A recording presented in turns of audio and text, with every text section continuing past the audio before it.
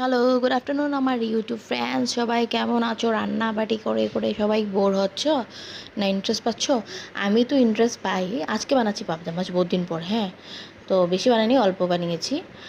তো এটাকে হলুদ লবণ লঙ্কার একটু গুঁড়া দিয়েছি, সরষের তেল দিয়ে মেখেছি। আর এইদিকে এক হাতে করতে করতে দিকদার হয়, তো এইদিকে দেখো তেল গরম হয়ে গেছে আমাদের।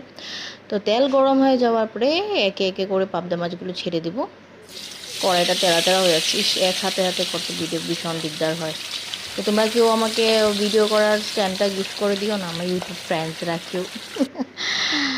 আচ্ছা, ঠিক আছে। এখানে মাছ ভাজা হচ্ছে, এখানে হলো আদা রসুন টমেটো সব পেস্ট করব একটু, কাঁচা লঙ্কা দিয়ে যে পেস্টও হয়ে গেল। ঠিক আছে, এখানে মাছটাও ভাজা টাজা হয়ে গেল। আর এখন এখানের মধ্যে দিব একটু কালো জিরা দিয়ে মাছগুলো, ওই মশলাগুলো, সরি মিস্টেক হয়ে গেছে, না বানালে যা হয়। মশলাগুলো দিয়ে দিলাম। তাহলে মশলাগুলো ভালো করে ফ্রাই হচ্ছে। আর মশলা মধ্যে দিয়ে কিচ্ছু দিইনি, একটু লঙ্কার গুঁড়া দিয়েছি, লবণ দিয়েছি, হলুদ দিয়েছি, একটু চিনি দিয়েছি। চিনি দিলে আমার কেন জানি ভালো লাগে টেস্টটা। ঠিক আছে, তো ভাজা টাজা হয়ে গেলে এই যে তখন তেল বের হয়ে গেছে। তেল বেরোনো যাওয়ার পরে একটু জল দিয়ে দিলাম।